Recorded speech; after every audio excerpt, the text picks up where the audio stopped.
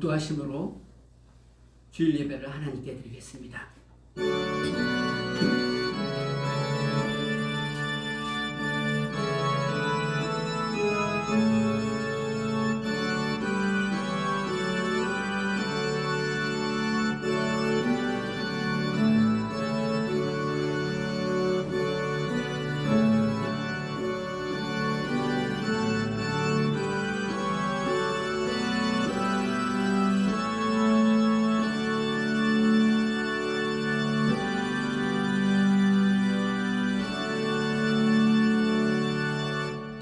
주여, 주는 대대 우리의 거처가 되셨나이다.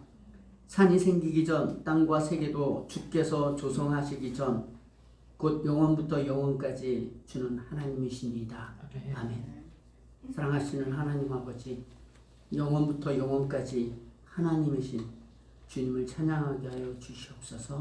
감사드리며 우리 주 예수 그리스도의 이름으로 기원하옵나이다. 아멘.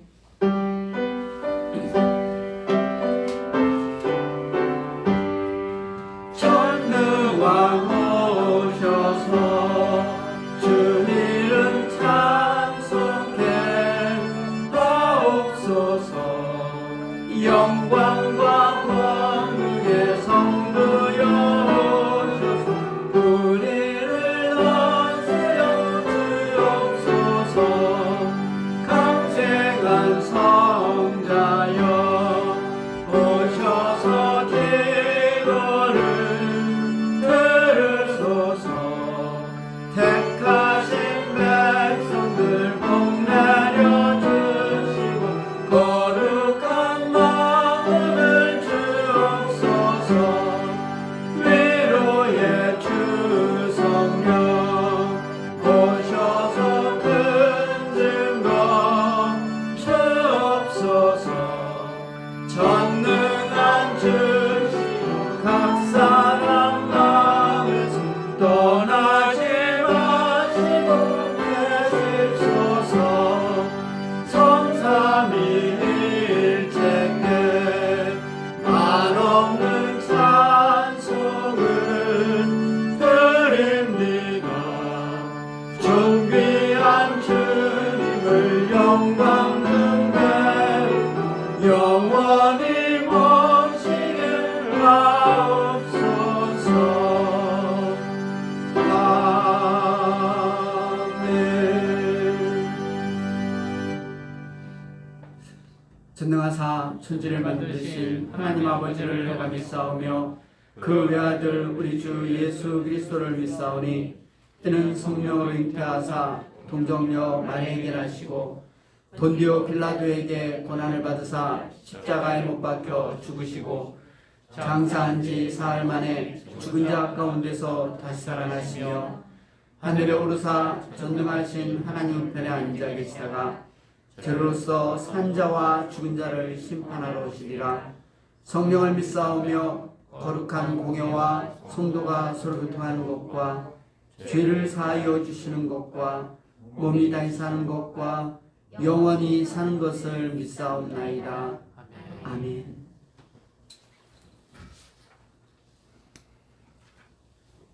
하나님이여, 나를 지켜주소서. 내가 주께 피하나이다. 내가 여호와께 아뢰되 주는 나의 신이시오니 주밖에는 나의 목이 없다 하였나이다. 땅에 있는 성도들은 존귀한 자들이니 나의 모든 즐거움이 그들에게 있도다. 다른 신에게 예물을 드리는 자는 괴로움이 더할 것이라. 나는 그들이 드리는 피의 전제를 드리지 아니하며 내 입술로 그 이름도 부르지 아니하리로다. 여호와는 나의 산업과 나의 잔의 소득이시니 나의 분깃을 지키시나이다. 내게 줄로 재어준 구역은 아름다운 곳에 있으며 나의 기업이 실로 아름답도다. 나를 훈계하신 여호와를 송축할지라. 밤마다 내 양심이 나를 교훈하노다. 내가 여호와를 항상 내 앞에 모시며 그가 나의 오른쪽에 계심으로 내가 흔들리지 아니하리로다. 아멘. 찬송가 85장 찬양하겠습니다. 구주를 생각나네도 이렇게 좋고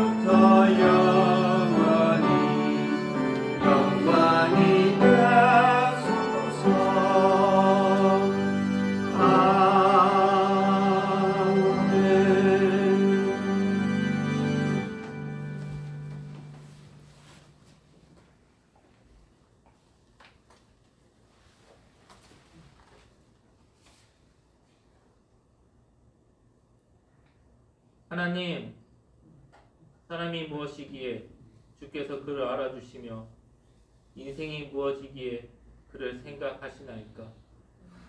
사람은 헛것 같고 그의 날은 지나가는 그림자 같으니이다.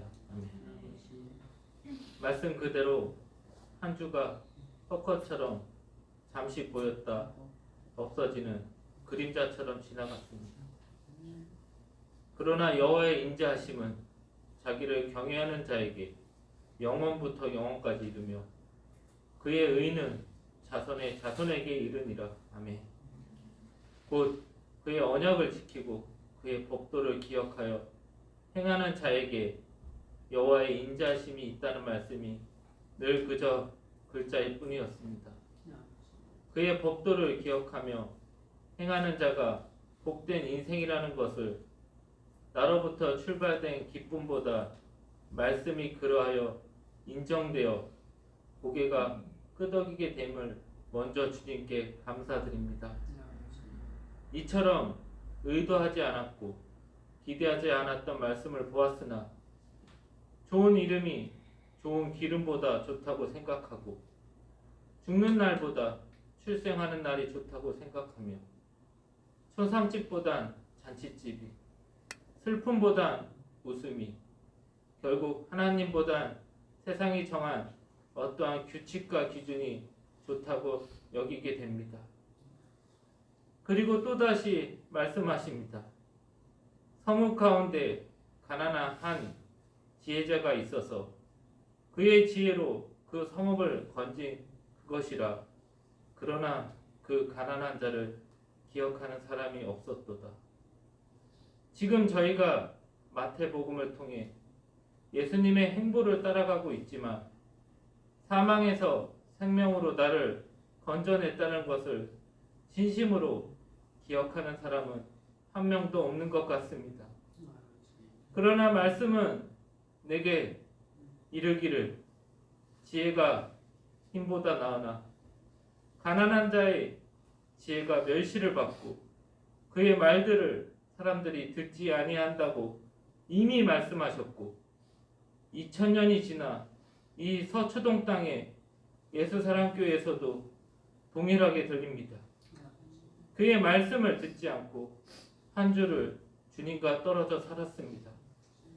그런데 예배에 와 있다는 것이 기적과 같으며 오직 주님의 긍휼과 인도하심 뿐입니다. 그래서 다시 한번 마음을 모아 말씀 앞에 집중하려고 합니다. 조용히 들리는 지혜자들의 말들이 우매한 자들을 다스리는 자의 호령보다 나으며 지혜가 무기보다 나으며 그리고 죄인 한 사람이 많은 선을 무너지게 한다는 조용히 들리며 누구에게도 이해되지 않는 예수 그리스도로 인해 저희가 새로운 피조물이 되었다는 것을 말씀을 통해 예배를 통해 확인하고 싶습니다. 그리고 세상 속에 말씀을 들고 있다 할지라도 사막의 음침한 골짜기에 있을 때 세상의 유혹과 음료의 유혹이 있을 때 하나님을 경외하는 쪽으로 그것은 생각만이 아닌 내 발을 들어 주님에게 가는 것까지 할 수 있도록 도와주시옵소서. 혹여나 그리 살지 못할지라도 때론 좌절과 절망 속에 있을지라도 그 어느 누구도 알아주지 않는 이 예배와 지체 간의 교제가 중요하다는 것을 알아 이 예배에 와서 말씀을 듣고 위로받고 다시 살아갈 수 있기를 진심으로 기도합니다. 그래서 말씀은 너무나 귀하고 소중합니다. 이 말씀을 전하시는 목사님, 말씀 속에서 하나님을 만나고 그 하나님의 감정과 생각을 수없이 생각하고 묵상하는 시간이 이 세상에 산의 진미를 먹는 시간보다 기쁨이 되고 영광이 되는 시간이 일평생 있기를 간절히 기도합니다. 그리고 하나님께서 생각나게 하시는 말씀을 맡기신 양들에게 먹임에 부족함이 없도록 그런 목자가 될 수 있도록 그의 건강과 영혼을 지켜주시옵소서. 수없이 많은 예배와 말씀을 들었지만 걱정과 한탄의 도돌이표와 같은 인생을 살고 있습니다. 우리의 연수가 70이요 강건하면 80입니다. 그러나 우리에게 우리의 날을 계수함을 가르치사 지혜로운 마음을 얻게 해달라는 시편 기자의 말씀처럼 혹여나 바벨탑을 쌓고 내 주머니에 돈이 있을지라도 우리의 연수가 다 되어 인생의 끝자락 주님의 심판대 앞에 서게 됩니다.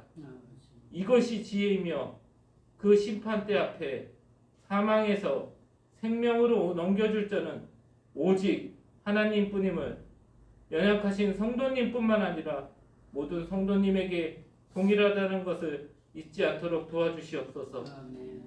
여전히 인생의 끝자락 죽음의 문턱이 아니라고 자신이 설정한 시간 속에 하나님의 말씀을 따르는 것에 지금도 여전히 늘 머뭇거리며 살아가는 아직 먹고 살만하고 예측 가능한 인생이라 생각합니다.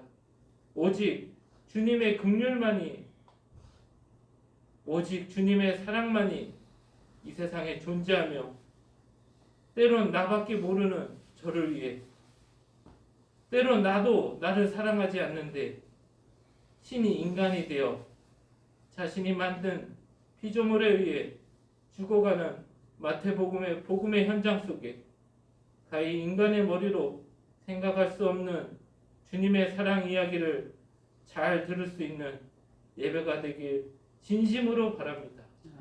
예배 가운데 오직 주님만이 소개되며 자랑되는 시간이 되길 간절히 바라고나하며 우리 주 예수 그리스도 이름으로 기도드립니다. 아멘.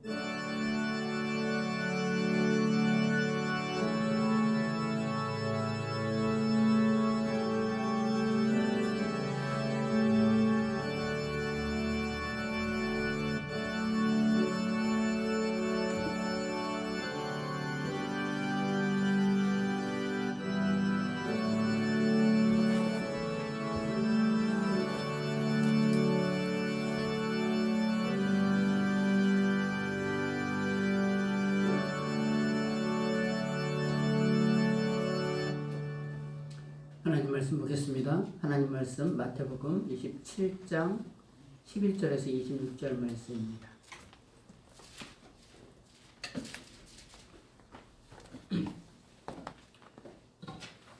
마태복음 27장 11절에서 26절 말씀입니다. 제가 말씀 공독하겠습니다. 예수께서 총독 앞에 섰음에 총독이 물어 이르되 내가 유대인의 왕이냐? 예수께서 대답하시되 내 말이 옳도다 하시고 대지상들과 장로들에게 고발을 당하되 아무 대답도 아니하시는지라. 이에 빌라도가 이르되 그들이 너를 쳐서 얼마나 많은 것으로 증언하는지 듣지 못하였느냐 하되 한마디도 대답하지 아니하시니 총독이 크게 놀라워하더라. 명절이 되면 총독이 무리의 청원대로 죄수 한 사람을 놓아주는 전례가 있더니 그때 바라바라 하는 유명한 죄수가 있는데 그들이 모였을 때 빌라도가 물어 이르되 너희는 내가 누구를 너희에게 놓아주기를 원하느냐? 바라바냐? 그리스도라 하는 예수냐 하니 이는 그가 그들의 시기로 예수를 넘겨준 줄 알미더라. 총독이 재판석에 앉았을 때 그의 아내가 사람을 보내 이르되 저 옳은 사람에게 아무 상관도 하지 마옵소서. 오늘 꿈에 내가 그 사람으로 인하여 애를 많이 태웠나이다 하더라. 대지상들과 장로들이 무리를 권하여 바라바를 달라 하게 하고 예수를 죽이자 하게 하였더니 총독이 대답하여 이르되 둘 중에 누구를 너희에게 놓아주기를 원하느냐? 이르되 바라바로소이다.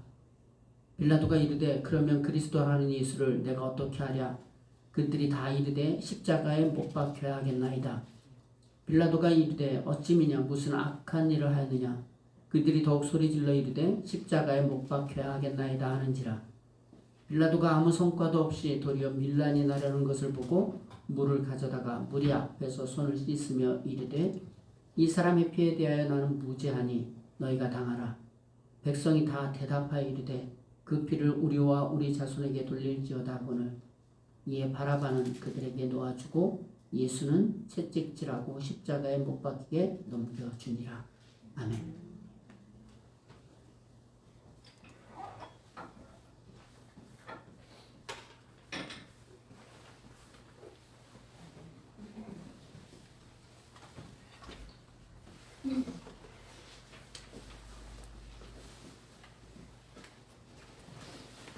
반갑습니다. 잘 지내셨나요? 예, 오늘은 중고등부 모이는 건가요? 우리 친구들 그래도 줌에서 일주일에 한 번은 항상 얼굴을 볼 수 있어서 감사하고, 예, 어쨌든 예배가 훨씬 더 이렇게 자연스럽게 주님 앞에 나왔으면 참 좋겠습니다. 무슨 예전에 제가 전도사 때 하도 성도들이 안 모이니까 금요 기도회가 항상 있었는데 안 모이니까 금요일마다 구역별로 돌아가면서 모이라고 목사님이 그렇게 하시더라고요. 그래서 하는데 굳이 안 모이는 걸 뭐하러 모이게 하나, 영혼도 없고 생각도 없는 사람들 앉혀다가 뭘 하려고 하나 이런 생각이 있었는데, 그게 형식적인 의도라면 굉장히 안 좋겠지만 마음을 들고 찾아오고 주님을 찾았으면 참 좋겠다라는 생각을 하게 됩니다. 저는 이제 목사가 되고 말씀을 들고 이렇게 설교를 하기 때문에 무슨 생각이 드냐면, 뭐 원하든 원치 않든 주님의 말씀이 제 옆에 있고 이거를 가까이 할 수밖에 없죠. 그래서 제가 가까이 하니까 너희들도 가까이 하라 막 그럴 수는 있어요. 그런데 꼭 그런 의도는 아니고, 하나님을 조금 더 알아나가기 시작하면 그분의 크심과 그분이 우리에 대한 기대, 그가 우리와 관계를 맺으려고 하는 그 마음들은 놓치시면은 안 된다는 거예요. 그러니까 설교는 얼마나 그가 조직적으로, 얼마나 그 설득력 있게, 얼마나 호소력 있게 하느냐에 관한 문제가 아니라, 설교는 그냥 예수님은 멋있다, 주님은 대단하다, 그냥 편드는 거죠. 사실 이성적으로 아무리 얘기한다 할지라도 하나님의 은혜 주지 않으면 알 수도 없고 깨달을 수도 없어요. 그냥 지적인 추구 정도밖에 되지 않지 진정한 말씀이 되지 않기 때문에, 여러분들 이 예배 속에 나온 이 속에 하나님 연약하지만 하나님 저를 알게 해주시고 깨닫게 해주시고 주님과 만나게 해주세요, 이렇게 기도하시는 저와 여러분들 되길 소망합니다. 자, 오늘 우리 친구들이 온다고 하니까 조금 고민이 많이 되었어요. 같은 설교를 준비하면서도 한번 말씀을 나눠볼게요. 오늘 설교 제목은 빌라도예요. 그냥 우리 빌라도 성경에서 알잖아요. 뭐 다윗을 알고 뭐 이러는 것처럼 빌라도에 대해서 그냥 오늘 빌라도에 대해서 내가 조금 이해를 한다, 이렇게 하시면 될 것 같아요.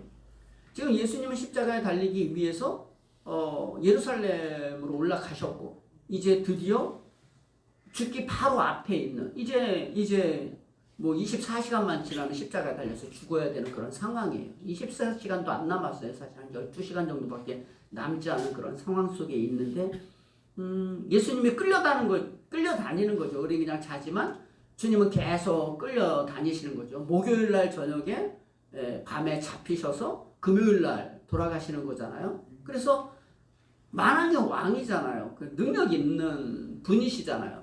그 분이 밤새 피조물에 의해서 끌려가는 그런 상황. 뭐 지난주 한 두 주 전만 뒤로 가도 뭐 예수님이 성찬을 나누면서 이는 내 살이라 내 피라, 너희를 위하여 내 살이라 받아 먹으라, 이는 너희를 위하여 흘리는 피 나의 피다, 언약의 피다, 받아 마시라, 이렇게 이야기하는 그 속에서도 그냥 한 끼 식사를 하는 줄 알았지 주님이 정말 죽는지는 몰랐죠. 그때 예수님께서 베드로에게 오늘 네가 사단이 널 밀가부를 타려고 청구했으나 내가 너를 위해서 기도한다, 믿음이 떨어지지 않기를 위해서 기도한다 그랬더니 베드로 같은 경우에는 다 도망가도 난 도망가지 않고 옥에 가도 죽는 데 가도 저는 주님을 떠나지 않습니다, 이런 생각을 한 거예요. 근데 그 마지막 주님하고 같이 밥을 이렇게 먹는 그 마지막 성찬을 하는 그 보통 먹는 거하고 똑같은 그런 방식이잖아요. 떡과 잔을 떼는데 그 자리에 모든 사람들은 그냥 누가 이야기하는 거에 대해서 관심이 없어요. 이렇게 관심이 없어요. 우리는 다 관심이 없어요. 그냥 이렇게 그 관심이 없는 거를 이상하다 그럴 게 아니라 우리가 그렇게 생겨 먹었어요. 예수님의 죽으심에 대해서도 계속 자기는 예루살렘에 올라가면 누가 우편에 있을까 좌편에 있을까, 그리고 좀 며칠 전만 해도 예수님이 예루살렘으로 막 올라갈 때 막 사람들이 막 종려나무 가지 막 깔고 옷을 깔고 나귀 위에다가 옷을 덮어놓고 뭐 호산나 다윗의 이름으로 오시는 주여 찬송하리로다 호산나 호산나 그러니까 마치 자기네들도 거기 가면서 마치 왕처럼 될 거라는 생각을 한 거죠. 그런데 베드로도 부인하고 지난주에 가룟 유다도 사실은 부인했다 이렇게 된 거잖아요. 목매달아 죽었다 이렇게 된 거죠. 그리고 오늘 본문이에요. 그래서 한 사람을 설명하면서 인간이라고 하는 존재가 누구냐를 가르쳐 주는 거죠. 뭐 예를 들자면 내가 첫째 주에는 김용수 지사님에 대해서 설교하고 그 다음 주는 뭐 김정민 지사님에 대해서 설교하고 뭐 이렇게 한 사람 하는 것처럼 이렇게 쭉 배열하고 있는 거예요. 그래서 그때 당시에 왕은 헤롯 왕이고 그 다음에 그때 당시에 유대 나라는 세계사적으로 보면 로마가 세계를 집권하고 있는 상황이잖아요. 그러니까 로마에 압제하고 있는 이스라엘 나라, 하나님의 나라지만 세상 앞에 엎드려지고 있는 그런 나라. 그리고 그때 당시에 로마에서 파송받은 총독 빌라도, 마치 뭐 우리나라로 얘기하자면 뭐 국회의원쯤 정도 그런 급이 되는 그런 사람으로서 이제 그 유대를 통치하기 위해서 이제 군대 장관 비슷하게 와가지고 이제 그 지역을 사법권을 가지고 통치권을 가지고 그들을 통치하는 그 빌라도죠. 근데 이제 예수님이 그때 당시에 이렇게 어려운 가운데 있는데 유대인들은 이스라엘 백성들은 예수님을 죽이려고 하는 거예요. 자기가 하나님의 아들이라고 이렇게 이야기. 당신이 누구냐 그랬더니 네가 하나님의 아들 그리스도냐 그랬더니 내가 말하였도다 이렇게 이야기하고 내가 권능의 우편에 앉은 것과 그 다음에 하늘 구름을 타고 올 것이라는 이야기를 앞에서 한 번 한 적이 있잖아요. 그러니까 예수님을 죽이고 싶었는데 자기가 하나님의 아들 그리스도라고 이야기를 하니까 자기는 어저께 우리 친구들하고도 공부했지만 그냥 하나님 우리를 인도하신 아브라함의 하나님 이렇게만 생각했는데 예수라는 사람이 와서 내가 그의 아들이다 이렇게 이야기하니까 이건 신성 모독에 걸려서 무슨 다른 것을 요구할 수 없이 그냥 사형에 합당하다 이렇게 해당하다 이렇게 유대인들이 모아가지고 사내들인 공회에서 결정을 냈잖아요. 그런데 이 예수님을 죽일 수 있는 권한은 없어요. 왜냐하면 원래는 죽일 수 있는데 지금 이스라엘 나라가 유대 나라가 로마의 통치를 받고 있기 때문에 통치력은 있지만 사람을 죽이고 살리는 모든 결정권은 로마의 법에 있는 거예요. 그러니까 예수님을 죽이고는 싶은데 죽일 모든 것들은 다 만들어놨는데 죽일 그 권한은 빌라도에게 있는 거예요. 총독에게 있는 거예요. 로마의 법적인 요소가 있는 거죠. 그러니까 법적으로 끌고 가기 위해서 빌라도 앞에 이렇게 세운 거예요. 그래서 27장 1절 2절 보면은 새벽에 모든 대상과 백성의 장로들이 예수를 죽이려고 함께 의논하고 유대인들의 예수님을 죽이기 위해서 의논하고 결박하고 끌고 가서 총독 빌라도에게 넘겨주니라. 이게 배경이에요. 그리고 오늘 27장 11절에 보면 예수께서 총독 앞에 섰음에 왜 거기에 서게 된 거예요? 그때 로마의 압제에 있기 때문에 거기에서 유죄가 되는지 무죄가 되는지 그 사람이 죽일 수 있는 권한이 있지 여기서 함부로 죽일 수는 없는 거예요. 그러니까 사람이 참 못된 게요. 하여튼 법을 따진다는 거죠. 어쨌든 그래서 총독 앞에 이렇게 딱 가서 총독이 있다고 보니까 예수님이 있다고 보니까 뭐라 그래요? 예수께서 이렇게 물어 이르되 내가 유대인의 왕이냐 이렇게 물어본 거죠. 네가 유대인의 왕이냐? 여기에는 많은 의미가 있어요. 네가 왕이냐 이렇게 이야기하는 것. 로마에서의 최고의 지금 이 시대의 왕은 누구예요? 로마 황제잖아요. 티베리우스인가 그래요. 그때 당시에 그 통치자가. 그러니까 얘가 진짜 왕인지 이쪽이 왕인지 자기는 그리고 나귀 타고 막 들어가니까 뭐 호산나 다윗의 이름으로 오시는 이어 막 이러니까 이 총독의 입장에서는 이 빌라도의 입장을 잘 이해해야 돼요. 빌라도의 마음은 이 세상에서 여러분들 살아가는데 학생이면 학생, 뭐 취직하는 사람은 취직하는 사람, 내가 맡은 어떤 분야가 있잖아요. 그게 너무 중요해요. 그러니까 총독 입장에서는 예수라고 하는 사람이 많은 사람들이 끌고 오면서 예루살렘 성으로 입성할 때 상당히 두려운 거예요. 갑자기 폭도로 변해서 자기에게 공격을 하게 되면 자기가 이거 진압을 잘하고 잘 다스려야만이 나중에 로마에 가서 자기가 더 높은 자리로 올라가는데 어느 정도 인정을 받았어요. 이 역사적으로 보면 요세푸스 뭐 주석가 역사가에 이거 하면은 이 사람이 그렇게 높은 집안의 사람은 아니고 그냥 평범한 사람이었는데 성공을 좀 잘해서 전쟁에 대한 승리도 하고 성공을 잘해서 이제 여기로 한번 임지를 준 거예요. 그래서 여기서 임지 원래 이방 땅에서 통치를 하는 거는 만만한 건 아니잖아요. 원래 빼기 좋으면 어디에서 하겠어요? 로마 안에서 하겠죠. 그런데 줄이 좋지는 않으니까 변방에 가서 통치권으로서의 위치는 서는데 거기서 자기가 일을 잘 해야만이 다시 본국으로 돌아가고 그리고 더 높은 자리로 입성할 거 아니에요. 그러니까 사람이라고 하는 것은 인생을 살면서 여기서 난 어떻게 해야 성공할까 이 생각밖에 안 한다니까요. 그런 상황에서 내가 유대인의 왕이냐 그랬더니 내가 말하느니라 이렇게 이야기하니까 얼마나 이게 두려워요. 내 말이 옳도다 이렇게 이야기하니까 일단 왕인 건 알았어요. 그러면 유대인의 왕이냐? 그럼 왕으로서의 어떤 통치가 있어야 되는데 뒤에 보면 대제사장과 장로들은 유대 나라에서의 지도자들이잖아요. 근데 이 사람들이 지금 고발한 거잖아요. 그러니까 얘는 왕이라고 하는데 왕이면은 얘를 섬겨야 되는데 얘네들은 고발을 하는 것을 보니까 이게 뭐지? 이런 생각을 하게 되고 그리고 스토리를 보면은 많은 증인들을 내세워서 예수님을 책잡으려고 하는 거예요.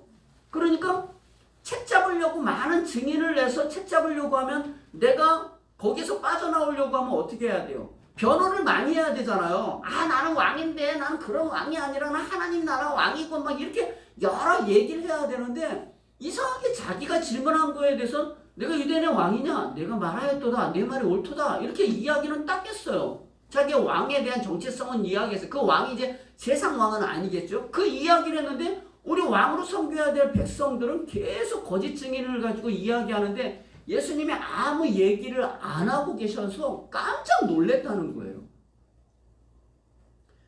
다른 사람이 모함을 하면 말을 많이 해야 되잖아요. 근데 말을 안 하고 가만히 있으니까 가만히 보니까 이상한 거예요. 이렇게 많은 증인들이 거짓 증거를 하는데 왜 말이 없느냐? 라고 이야기를 해서 눈치를 탁 챈 거죠. 사람이 눈치가 있잖아요. 탁 눈치를 채고 얘네들이 이 사람에 대한 시기 때문에 예수님에 대한 시기 때문에 뭔가 이 정치적인 여러 또 그 동네를 통치하려고 하면 다 알잖아요. 이 지역에 오면 어떤 놈은 어떻고 어떤 놈은 어떻고 막 이렇게 쫙 이렇게 뭐 이력서를 통해서 다 알 거 아니에요. 그리고 딱 보니까 이제 대충은 알겠는 거예요. 자기네들의 어떤 신앙관에 대한 싸움이라는 것을 딱 알고 똑똑하니까 빌라도가 굉장히 똑똑하니까 유대 절기에 뭐 6월절이 됐던 이런 절기가 되면은 죄인 하나를 그냥 이렇게 풀어주는 그런 전례가 있으니 잘됐다. 이것들이 시기 질투해서 이렇게 하니까 바라바라고 하는 사람을 하나 꺼내놓고 그 다음에 예수라는 사람을 통해서 야 누구를 하나 이렇게 내어주기를 원하느냐? 자기 생각에는 무슨 생각을 했겠어요. 그래도 예수는 특별히 잘못한 게 없고 지금 두들겨 맞아가지고 정말 보잘것없는 그런 형상이잖아요. 그리고요 다른 복음서에 보면 예수님을 오히려 이렇게 구출하기 위해서 빌라도는 엄청나게 채찍으로 때렸다는 거예요. 비참할 정도. 그러면 사람들이 너무 아프겠다. 그냥 저 사람 구해주세요. 그러지 않겠어요? 사람을 막 진이기면 우리 또 못된 놈이 있는데 막 너무 깨져가지고 부서지면 고맙겠다 이러는 것처럼 채찍으로 엄청나게 팼는데도 불구하고 시기로 인하여서 한 줄 알고 거기까지 했는데도 불구하고 그리고 그렇게 할 수 있었던 거는 예수님이 죄가 없다라는 것을 눈치를 어느 정도 챈 것이고 자기네들끼리의 어떤 신앙에 대한 싸움이라는 것도 알고 하필이면 또 부인이 꿈을 꿨대요. 꿈을 꾸고 남편에게 전령을 보내서 뭐라고 했냐면 내가 꿈을 꿨는데 밤새 애를 먹었으니까 그 사람은 옳은 사람이다. 손대지 마소서. 뭐 그런 어떤 꿈인지 모르지만 어쨌든 하나님은 역사하시는 하나님이잖아요. 거기까지 다 듣고 보니까 이 사람이 특별히 잘못은 아니구나 라는 생각을 하려고 했는데 뭐라고 한다고요? 누구를 꺼내주기를 원하냐? 그러면은 당연히 예수다 이렇게 얘기를 해야 되는데 바라바라 이렇게 이야기해요. 왜 바라바냐? 벌써 이미 다 짜놓고 죽이기로 작정하고 모함하기로 하고 예수를 죽이라, 예수를 죽이라. 나중에 뭔 잘못이 있냐, 어찌미냐, 왜 그러느냐 그랬더니 어떻게 했으면 좋겠느냐 그랬더니 십자가에 못 박아버리라는 거예요. 이게 굉장히, 이게요, 영화 같은 거 이런 거 보면 잘된 영화, 그냥 장난스럽게 만든 거 말고요, 잘된 영화를 보면 굉장히 공격적이고 위협적이에요. 사람의 그 분이라고 하는 게, 이게 폭도들이 생각이 없이 변하면요, 나중에 물불을 가리지 않는 거예요. 그냥 여러분 한번 생각해 보세요. 며칠 전만 해도 예수님이 예루살렘에 올라갈 때 모든 사람이, 동네 사람들이 다 나와가지고 호산나 다윗의 이름으로 오시는 분이요 찬송하리로다, 찬송하리로다, 이렇게 이야기를 했어요. 근데 어떻게 그게 며칠 만에 그렇게 이거 확 변하느냐는 거예요. 근데 변할 수 있어요. 변할 수 있어요. 나중에는 어떻게 되죠? 나중엔 너무나 심하게 하니까, 여기 나중에 빌라도가 뭐라고 얘기하냐면 24절에, 오늘 빌라도잖아요. 설교 제목 빌라도고, 그 다음에 밀란이 날까 두려워하여, 이거잖아요. 24절에 보면 이렇게, 23절에 빌라도가 이르되 어찌 미냐 무슨 악한 일을 하였느냐, 그들이 더욱 소리질러 이르되 십자가에 못 박혀야 하겠나이다 하는지라. 이게 글자가 누워져 있지만 굉장히 공격적인 거예요. 이제 그랬더니 빌라도가 아무 성과도 없이 도리어 밀란이 나려는 것을 보고, 이 밀란이 나려는 것을 본다라는 원래 그 단어가 밀란이 난다라고 하는 게 지금 당장 확 다 찢어질 것 같은 그 폭도의 그 급박함을 이야기하고 있는데요. 그 밀란이 날려는 것을 보고 물을 가져다가 무리 앞에서 손을 씻으며 이르되 이 사람의 피에 대하여 나는 무죄하니 너희가 당하라, 이렇게 이야기했다는 거죠. 그랬더니 백성들은 뭐라고 얘기했냐면 다 대답하여 이르되 그 피를 우리와 우리의 자손에게, 사람이 이렇게 오버할 필요는 없거든요. 예, 그냥 감당할 수 있으면 하겠습니다. 여기까지만 가는데, 그래, 우리와 우리의 자손들이 그걸 다 감당할 것이다. 사람이 흥분을 하면 별짓을 다 하는 것처럼 돌릴지어다 하거늘 이에 바라바는 그들에게 놓아주고 예수는 채찍질하고 십자가에 못 박히게 넘겨주니라. 설교의 이 내용을 통해서 뭘 자꾸 이야기하려고 하느냐면, 이렇게 베드로나 가룟 유다나 빌라도를 통해서 뭘 얘기하려고 하냐면, 인간이라고 하는 존재가 어디까지 막장이고 어디까지 끔찍할 수 있는가를 우리에게 가르쳐 주는 거예요. 예, 설교의 핵심은 딱 그거예요. 인간이 얼마나 잔악 무도할 수 있는가, 얼마나. 로마서 3장 10절, 로마서 3장 23절, 24절. 이거는 매주 나오는 거예요. 기본적으로 매주 예배 나올 때마다요, 상한 심령으로 들어오는 것처럼 우리가 얼마나 죄인인가 성경에서 우리에게 가르쳐주고 있는 거죠. 그래서 성경에 빌라도가 얼마나 못된 놈인가를 설명하는 게 아니라 너가 빌라도다, 이렇게 가르쳐준다라는 걸 알아야 되죠. 모든 사람이 죄를 범해서 하나님의 영광에 이르지 못하더니 그리스도 예수 안에 있는 속량으로 말미암아 하나님의 은혜로 값없이 의롭다함을 받았다.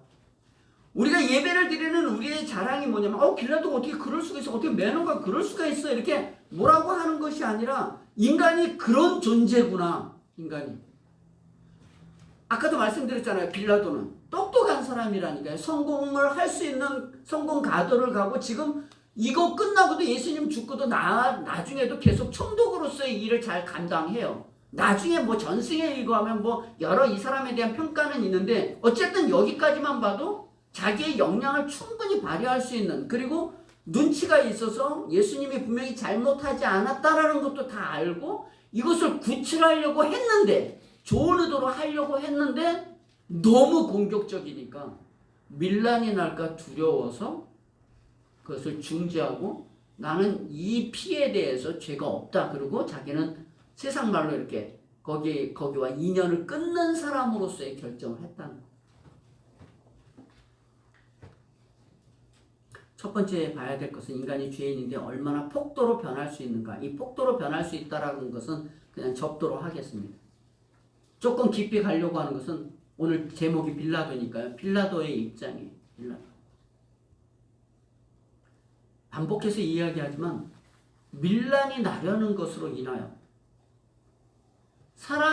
우리는 어떤 생각을 하냐면, 어떤 확실한 지식과 이해가 있으면은 내가 잘 살 수 있을 거라고 생각을 해요. 그런데 오늘 빌라도는 어땠어요? 너무나 분명하고 너무나 확실하고 누가 잘못했고 누가 잘하는지 분명히 아는 지식이 있음에도 불구하고 그 지식을 결정할 수 있는 힘이 인간에게는 없다는 거예요. 우리는 내가 똑똑하면 내가 인생을 잘 살 수 있을 거라고 생각. 내가 돈을 많이 벌으면은 내가 선한 일을 할 수 있을 거라고 생각하는 거죠.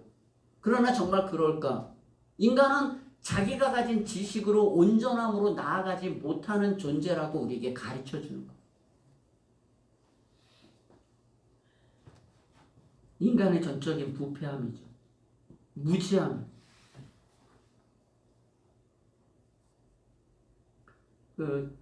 요한복음 19장 10절에 가면 이 사건에 대해서 뭐라고 이야기를 하냐면 빌라도가 이렇게 예수님을 딱 만났을 때 나에게 내가 죽일 권한도 있고 살릴 권한도 내게 있노라 이렇게 얘기했어요.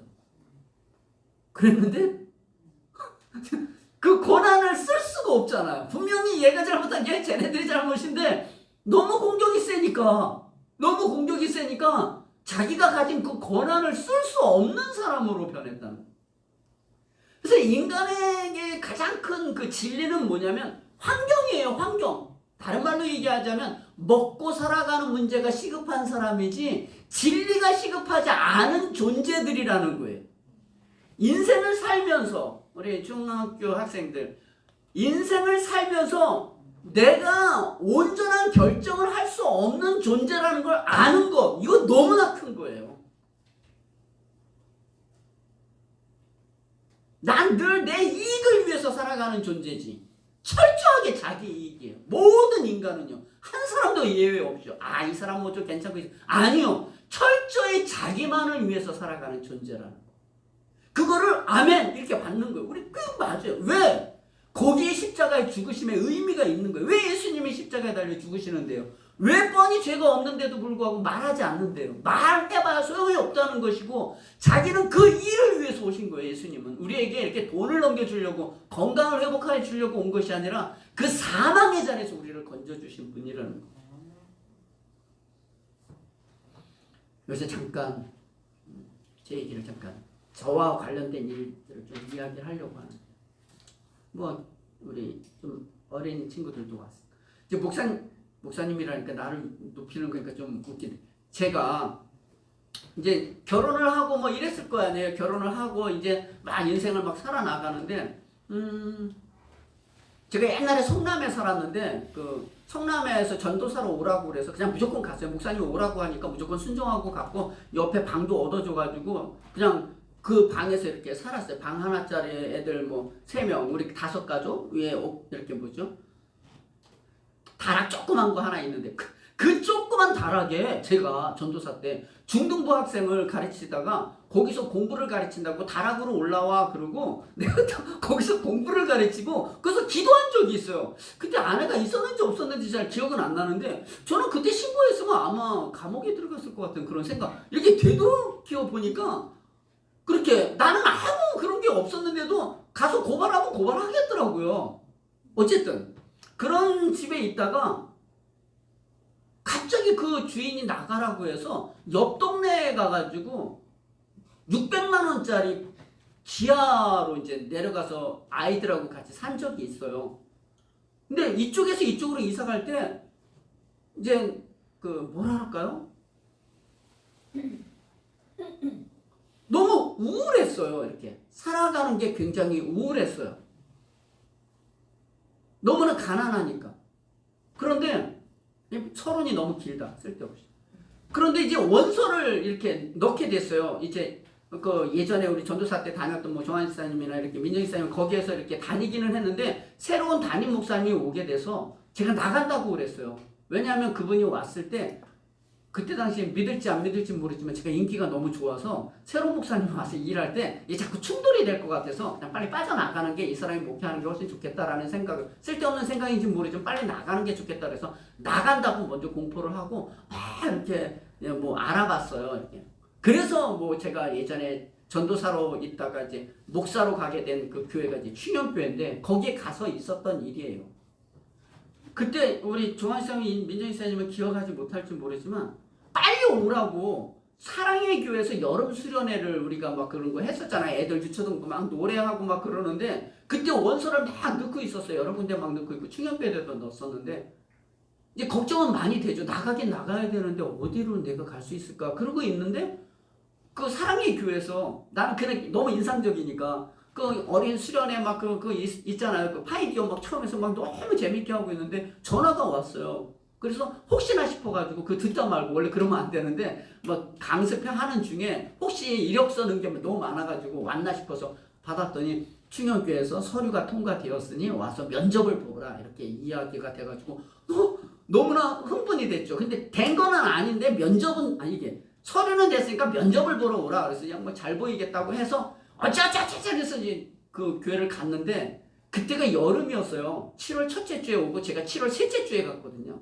어쨌든 근데 그게 왜 중요하냐면 오라고 그러면은 좋은 직장이거나 뭐 이렇게 좋은 데면은 우리 빨리 가야 되잖아요. 근데 무슨 생각을 했느냐면 그때 여름 수련회를 준비를 해야 되는데 여기 있는 강도사에게 맡기긴 내가 너무 못 믿어온 거예요. 다 내 교만이죠. 그분도 잘할 텐데 쓸데없는 걱정으로 어느 날 성경 읽는데 너무 하나님을 알아야 되고 하나님의 지혜가 우리를 살린다라는 이 말씀이 너무 좋아서 이 대학배들에게 내가 이 설교는 꼭 하고 가야겠다. 그래서 이게 이렇게 세상 말로 이렇게 뭐 나중에 가겠습니다. 이러면 안 되거든요. 근데 제가 나중에 가겠습니다. 아이들 뭐 수련회가 있어서 3주 후에 가겠습니다. 그랬더니 뭐 그러라고 하더라고요. 그래서 수련회를 잘 마쳤는데 수련회 설교를 하면서도 그날 머릿속에 내가 이게 무슨 얘기를 하려고 하느냐면 잘할 줄 알았는데 내가 잘 못하는 사람이구나를 확인하게 되었어요. 내 딴엔 열심히 준비하고 너희들 다 죽었어 뭐 그리고 설교를 했는데 왠지 뭐 조금 그랬어요. 그리고 이제 그 중학교를 하는데 딱 갔더니 한 4명을 붙여줬는데 4명을 이렇게 붙여줬는데 원래는 내가 오는 자리에 저기 광명시를 맡기는 교구를 주기로 했대요. 성적이 그래도 이 면접 점수가 제일 나서 김용덕을 그쪽을 주려고 했는데 거기가 이제 결혼이 생겨서 주려고 했는데 제가 늦게 가는 바람에 나중에 온 사람이 거기를 맡은 거예요. 그러니까 오자마자 그 사람은 어떤 교구를 맡은 거예요. 그리고 저는 늦게 갔으니까 3명이 그냥 다 대기하고 있는, 거긴 대기를 한 6개월 정도 이렇게 아무것도 안 시키거든요. 대기하고 있는 사람이 된 거예요. 그리고 여러분들도 알다시피 제가 생긴 게 요 모양 요 꼴이잖아요. 그러니까 딱 보니까 얘가 뭐 되게 연약해 보이잖아요. 이렇게. 그러니까 이제 제일 연약한 사람 취급이 있어요. 원래도 연약하지만 어쨌든 연약한 취급이 돼서 거기서 대기하고 있는데 교회에 어떤 일들이 있었냐면 시골 교회를 2명을 보내야 된다는 프로젝트가 있었대요. 뭐 전도회에서 시골 교회에다 뭐 보내는 프로젝트가 있었는데 뭐 어쨌든 이래저래 해가지고 제가 이렇게 멍청하게 앉아서 막 졸기도 하고 막 이랬어요. 그랬더니 그 제일 높으신 그 목사님이 나를 이렇게 불러더니 김용도 목사님 할 얘기가 있대요. 그래서 무슨 좋은 얘기인가 싶어서 이렇게 가서 네 그랬더니 저기 교회 프로젝트가 있는데 시골 교회 가는 그 프로젝트가 있는데 목사님이 가라는 거예요. 제가요? 아니 그렇잖아요. 이 큰 교회 세상으로 얘기하면 삼성에 들어왔는데 갑자기 저기 시골에 있는 어떤 작은 공장에 가가지고 잠깐 일하고 있으라고 그러면 싫죠. 삼성에 다니다가 갑자기 거기 그래서 왜요? 그랬더니 딱 보니까 믿음이 제일 좋대요. 나보고 그 팀장님이 믿음이 제일 좋대요. 난 말 한마디도 안 했는데 왜 내가 믿음이 좋아요? 그랬더니 믿음이 딱 좋대요. 보면 안 돼. 그래서 이 얘기가 왜 중요하냐면 그리고 그 이야기를 듣고 성남에 있는 집을 전철을 타고 가고 그 고바이라 그러죠. 그 언덕길을 올라가고 집이 언덕 끝에 그 지하에 있는데 거기 막 여름에 막 물이 새가지고 밤새 퍼낸 적도 있거든요.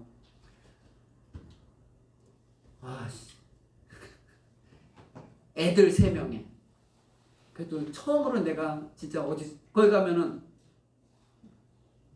집도 주고 차도 주고 월급도 많이 주고 야 이제 드디어 내 인생 완전히 풀렸구나. 나 이제 고생 끝. 야 하나님이 나를 지켜주시고 인도하시는구나. 이렇게 딱 얼마나 그 뿌듯한 마음이 있었어요. 근데 바로 시골 교회를 가라는 이야기를 딱 듣자마자 애들이 내 눈에 막 밟히고 아내도 너무나 이게 미안하고 왜 쓸데없이 수련회는 내가 설교를 해보겠다고 빨리 오라고 당장 피 가가지고 거기서 네네네네 별 생각이 다 나는 거예요. 성경 보면은 즉시 곧 막 이렇게 나를 따르라면 즉시 곧 이렇게 움직여야 되는데 즉시 곧 안에서 내가 이 엉뚱한 일을 당하는구나 하염없이 그 눈물 아닌 눈물이 생기더라고. 근데 어쩔 수가 없는 거야. 결정이 났기 때문에 너무 속으로 자존심도 상하고 창피하고. 어떤 자존심이냐면 하나님이 우리를 볼 때 아골골짜기 빈들에 간다 할지라도 아무든지 나를 따르려고 하든 자기를 부인하고 자기 십자가를 지고 내 처와 아내 가족이 내 원수가 될 것이라는 그런 설교를 내가 많이 했을 거 아니에요. 그게 나한테 딱 걸린 거예요. 그러니 그 교회에서 갈릴리 홀이라고 하는 그 홀인데 거기 가서 내가 딱 엎드려서 기도하면서 하나님, 진짜 전 가고 싶지 않아요. 근데 어쩔 수 없는 거잖아. 이거 너무나 자존심이 여러 면에서 걸리는 거죠. 그래서 할 수 없이. 그리고 아내한테 물어봤더니 아내도 잘 알아봐봐. 막 이러지 않고 가라면 가지 뭐 이러는 거예요.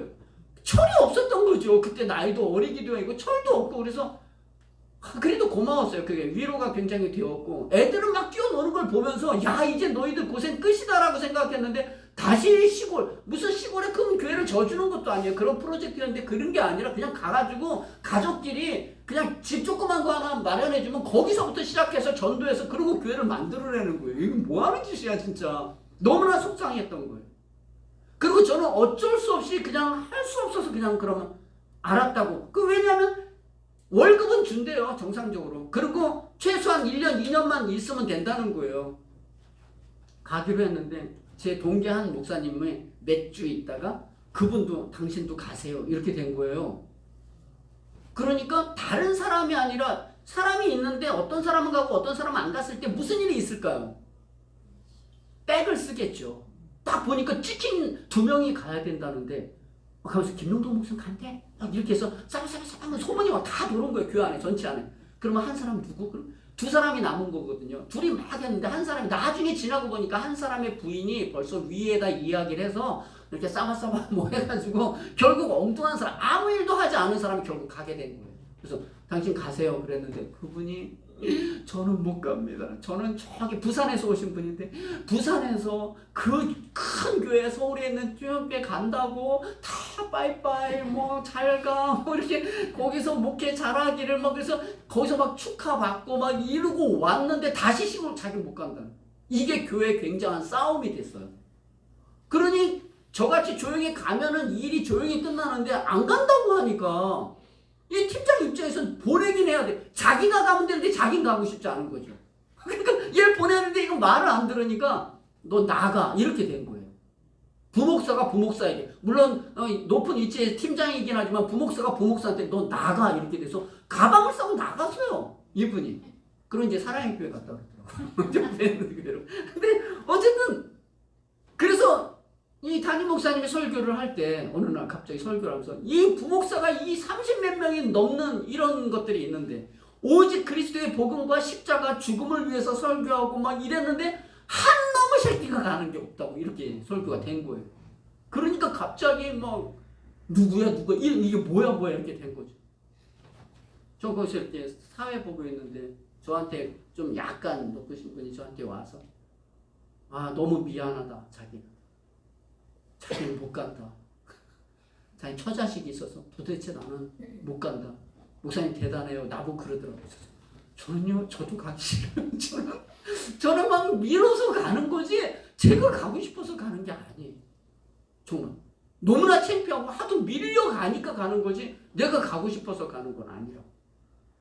뭘 얘기하고 싶으냐면, 이 긴 얘기를 왜 하느냐, 언젠가도 살짝 했지만 왜 하느냐면, 인간이라는 존재가 분명하고 확실한 지식과 이해가 했다고 해도 그것을 따를 수 있는 힘이 우리에게는 없다고요. 그거보다 더 중요한 게 뭐냐면 내 새끼와 내 아내고 그거보다 더 중요한 건 얘네를 버려도 나는 살아야 되는 거야. 인간이 그렇다는 거예요. 설령 어떤 사람들은 그럴 수 있어요. 나라와 민족을 위해서 자기 목숨을 바치기도 하고 자식을 위해서 바치기도 하는데 그 모든 것들을 종합해보면 결국 자기 위해서 한 거지 다른 사람을 위해서 한 건 아니라는 거예요. 하나님을 위해서 하는 건 아니라는 거예요. 그래서 우리 친구들이 알아야 될 게 뭐냐면 인간이 그렇구나. 너희들도 알잖아. 우리 젊은 애들도 나 이거 내가 오라고 한 30분만 하고 나 공부해야지. 그거 돼요? 안 돼. 이게 처음에는 어렸을 때는 딱지고 오락인데 나중에 크면 더 엉뚱한 딱지를 들고 다닌다니까요. 더 엉뚱한 딱지를. 더 엉뚱한 것들을 갖기 위해서 별짓을 다 한다는 거예요. 이걸 왜 가르쳐주면 어른이 나쁘다 이런 것이 아니라 인간이라고 하는 존재가 얼마나 연약하고 가고 다시 오지 못하는 바람과 같은 인생이라는 걸 알아야 돼요. 그래서 서로 누구에게 가야 되냐면 주님을 의지하고 주님을 신뢰해야 된다는 거예요. 부모도 당연히 그렇고 자녀들도 마찬가지야. 물론 엄마 아빠가 잘해주죠. 죽을 때까지 최선을 다해서 그래도 해줄 수 있는 사람이 유일한 사람이 부모인데 사실은 부모도 믿음의 대상은 아니다라는 것을 이해해야 돼요. 그래야 원수가 맺어지지 않는 거예요. 왜냐면 그 부모도 그리스도의 은혜와 죽으심이 아니고서는 온전한 사람으로 설 수 있는 실력이 없다라는 걸 알아야 된다고. 뭐 이런 내용들은 너무 많죠. 우리가 잘 아는 것처럼 아브라함의 아내 2번 속이는 것과 예전에 한번 말씀드렸잖아요. 그 야곱이 자기 형하고 축복금 받을 때 가가지고 제가 에서입니다. 이 목소리 가만있어 보자. 몸은 에서 몸 같은데 목소리는 영 야곱 같은데 뭐 이래가지고 축복을 이렇게 했을 때 그거 받고 나오잖아요. 그때 나이가 77살이라니까요. 대략 나이가 70이 훨씬 넘었는데 70 정도 되면 그래도 사람이 돼야 되지 않나요? 안 된다는 거예요. 사람이 안 된다는 거예요. 잠언 6장 17절부터 19절 잠깐 가겠습니다.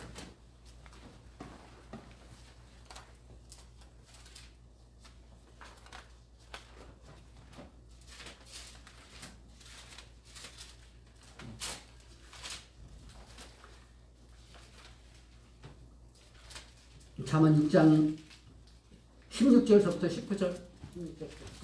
제가 잠깐 읽을 테니까 포인트만 이야기할게요. 16절에 여호와께서 미워하시는 것고 그의 마음에 싫어하시는 것이 옛일곱 가지이니 이 옛일곱이 6-7가지가 있다는 거예요. 여호와께서 미워하시는 것이 곧 교만한 눈과 거짓된 혀와 무죄한 자의 피를 흘리는 손과 악한 계교를 꾀하는 마음과 빨리 악으로 달려가는 발과 거짓을 말하는 망령된 증인과 및 형제 사이를 이간하는 자이니라. 이렇게 주님께서 싫어하시는 것, 여호와께서 미워하시는 것이 있는데 교만한 눈이 있잖아요. 우리도 교만한 사람 싫잖아요. 이렇게 해봐 이러는 친구들 재수 없잖아요. 그러니까 교만한 눈과 거짓된 혀 그리고 악한 계교 이런 거 당연히 주님이 싫어하죠. 근데 오늘 살펴보려고 하는 건 17절에 보면 무죄한 자의 피를 흘리는 손과 이렇게 되어 있어요. 무죄한 자의 피를 흘리는 손. 그렇죠. 죄가 없는 사람을 내가 죽이는 오늘 빌라도와 같은 거잖아요. 하나도 죄도 없는 예수님. 무죄한 자의 피를 흘리는 손. 하나님이 싫어합니다.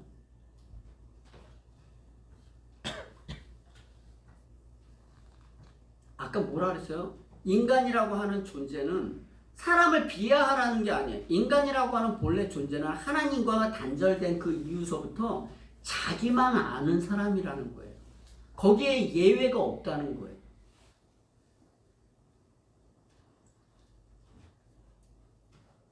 인간이 갖는 가장 큰 자랑은 뭐냐면 우리가 갖는 자랑이 뭐냐면 자기만 가지고 있는 도덕적인 율법적인 어떤 행위에 대해서 그걸 기쁨으로 누린다는 거예요. 이게 어떤 의미냐면 예전에 무슨 어떤 영화를 보니까 다만 악에서 구하옵소서인가 뭐 그런 영화가 있어요. 제목 설교 제목이 성경하고 나온 것이기 때문에 그런데 그 내용을 보면 뭐 중요하지 않아요. 주인공이 자기 딸 구하려고 악당에게 잡혀간 거를 건져내오는 장면이에요. 얼마나 좋아요. 부성애잖아요. 자기 딸을 건져내려고 하는 아버지의 열심이잖아요. 그런데 자기 딸 그거 구해내려고 싸울 거 아니에요. 싸우면 악당하고만 싸워야 되는데 그 악당하고 싸우다 보니까 총도 쏴야 되고 막 이러다 보니까 지나가는 상인들 있잖아요. 여럿이 막 죽어요. 우리 영화 보면서 야 멋있다. 저 사람 싸움도 잘하고 자기 딸 위해서는 아주 목숨 걸고 싸우는구나. 이렇게 영화가 보여지잖아요. 근데 거기서 행인 1, 행인 2, 행인 3, 여자 1, 여자 2, 여자 3 이런 사람들은 막 총 맞고 막 죽어요. 막 장사하던 거 다 뒤집어지고 막 폭파하고 막 이런. 그러면 뭐냐는 거예요.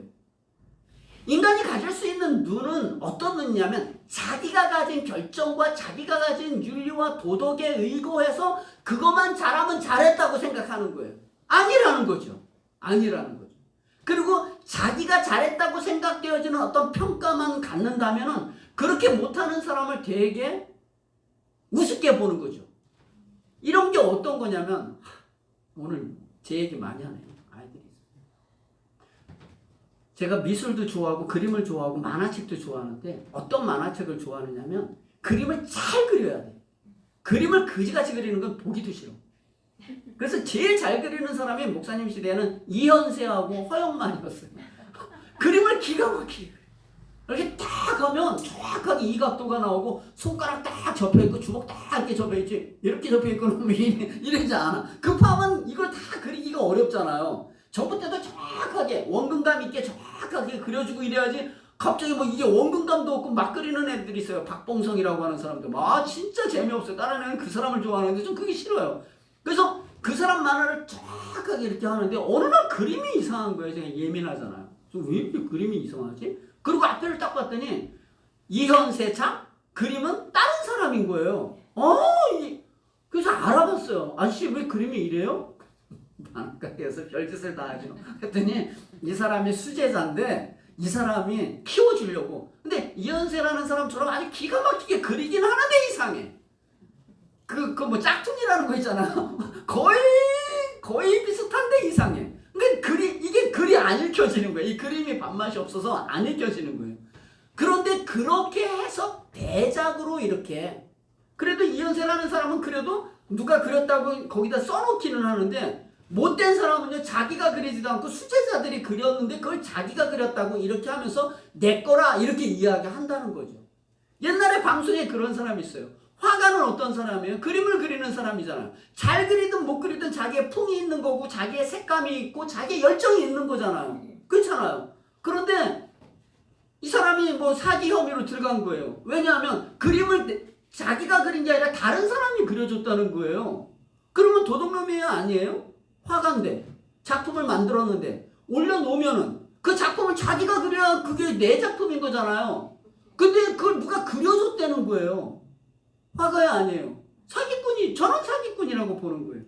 그런데 이게 법적인 싸움이 있었는데 어떤 법적인 싸움이냐면 원래 화가들도요. 어떤 기획을 하고 제작을 하고 거기에 어떤 스토리를 담고 하는 거는 이 저작권자, 이 화가가 갖고 그 사람이 기초만 딱 하고 조금 뭐 이런 거는 뭐 다른 하수인들, 자기 제자들 보고 그리라고 해도 이건 내 작품이라는 거예요. 우리 친구들이 이제 나중에 크면은 알게 될 거예요. 세상이 그렇게 굴러가도록 되어 있어요.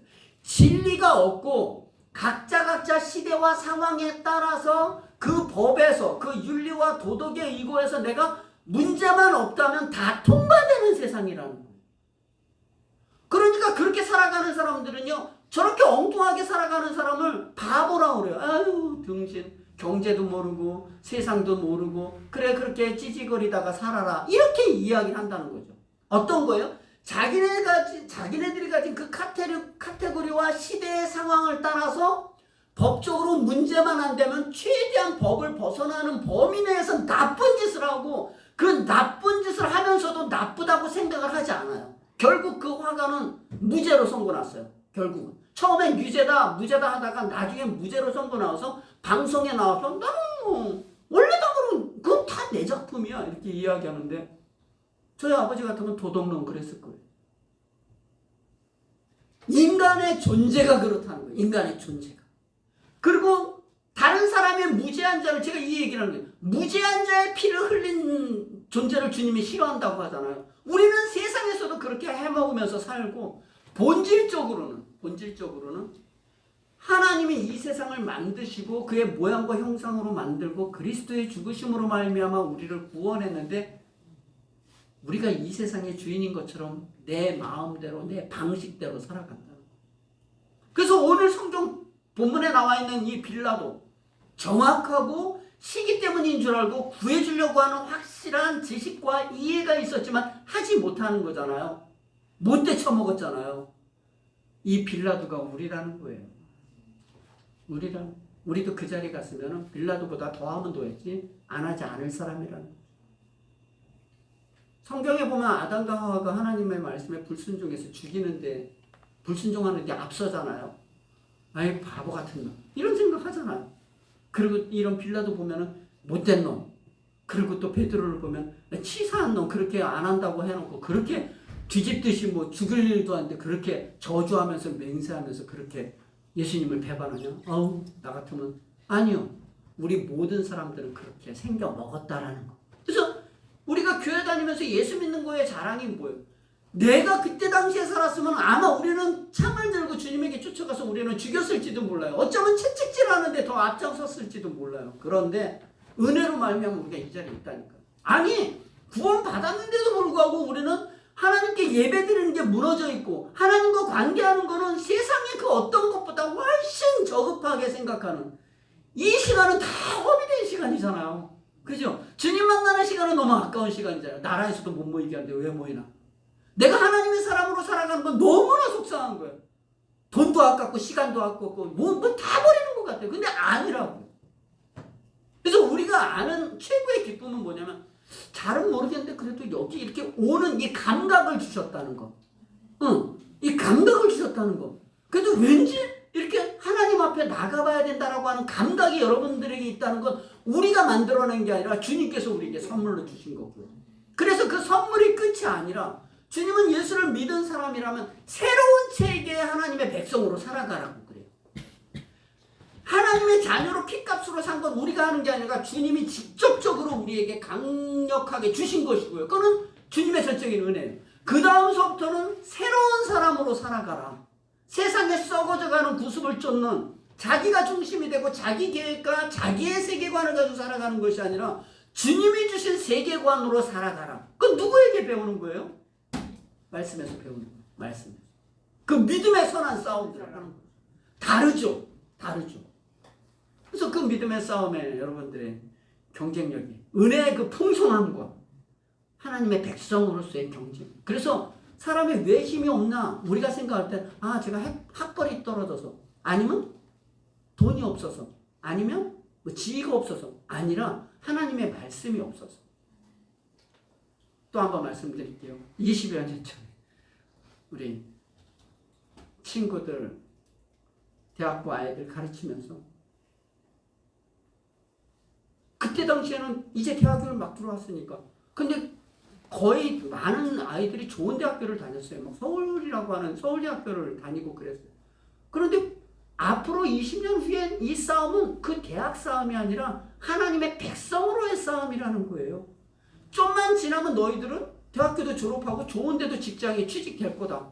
분명히 좋은 집에서 살 것이고 좋은 밥 먹으면서 좋은 차 몰고 다닐 거다. 그 중에 어떤 친구가 저한테 물어봤어요. 진짜요? 걱정하지 마.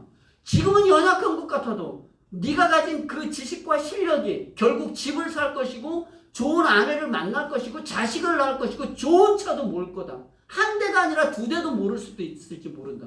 그런데 하나님의 말씀으로 살아가는 건 보장 못한다. 그건 하나님에게 속한 싸움이거든요. 주님에게 가는 싸움이고 이거는 영적인 싸움이거든요. 그래서 저는 우리 친구들에게 우리 젊은 학생들에게 또 저희들에게 권면해. 주님이 우리를 구원하신 이 놀라운 은혜를 여러분 꼭 기억하시고요. 결정할 수 없는 사람들에게 은혜로 생명을 주셨고요. 이제는 우리 안에 내주하시는 성령님과 대화하고 교제하는 인생으로 우리를 부르셨다는 것 좀 기억하셔서 그 믿음의 경주가 하나님 앞에 있기를 소망합니다. 기도하겠습니다. 사랑하시는 하나님 아버지 감사합니다. 빌라도 그에게는 부모도 있었고 자식도 있었고 친구도 있었고 어쩌면 많은 어떤 관계된 사람이 있었을지 모릅니다. 그는 예수님을 만났습니다. 예수님이 잘못이 없다라는 것도 분명히 알았습니다. 그러나 자기의 입장 때문에 결국 예수님을 팔게 되는 안타까운 인생에 거하게 되었습니다. 아마 그 시대에 그 상황에 우리가 있었으면 우리도 동일하게 그런 결정을 했을 거라고 생각이 되어집니다. 우리가 이 자리에 있는 것, 성경에 기록한 이 말씀이 우리에게 교훈이 되며 우리에게 얼마나 큰 사랑의 은혜가 덧입혀졌는가 알게 하시고 죄와 사망 가운데 있는 자에게 생명을 주셨사오니 우리 어린 친구들 또 우리 모든 성도님들은 오직 주님께서 행하신 일이 얼마나 큰가를 알아 우리 안에 내주하고 계시는 성령님의 음성과 하나님의 말씀을 펴서 거기서 이야기하고 있는 하나님의 말씀에 순종하며 살아가는 믿음의 백성들 되게 하여 주시옵소서. 감사드리며 우리 주 예수 그리스도의 이름으로 기도하옵나이다. 아멘. 찬송가 526장 찬양하겠습니다.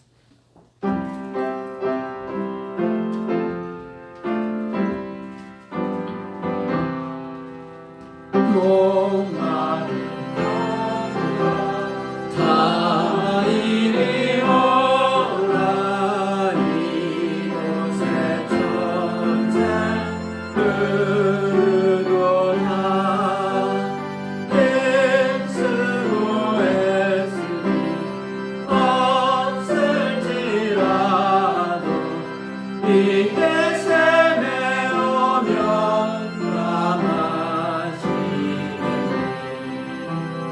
이 샘이 솟는물 강같이 흘러 온천한 만국에 다 통하네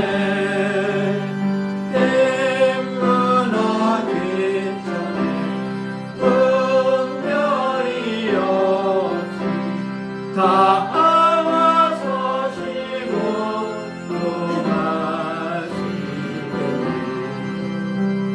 생명수 샘물을 마신 자마다 꼭 다시 마르지 아니하고 속에서 솟아나 생수가 되어 영원히 솟아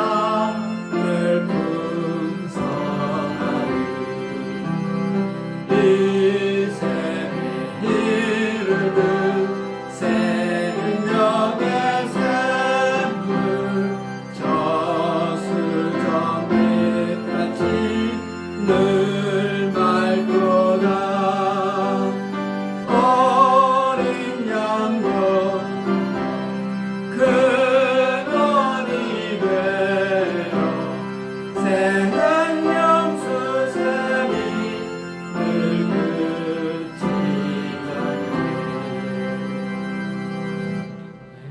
우리 주 예수 그리스도의 은혜와 하나님 아버지의 무한하신 사랑과 성령님의 교통하시고 위로하시고 충만케 하시는 역사가 밀란이 날까 두려워하여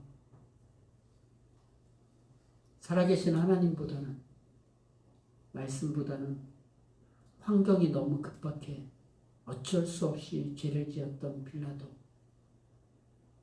우리도 당연히 그 자리에 있을 것이지만 은혜로 구원하신 하나님의 백성됨에 대한 감사와 그 은혜를 찬양하는 사람으로 살기를 다짐하는 심령과 교회 공동체에게 지금부터 영원토록 함께 있을지어다. 아멘.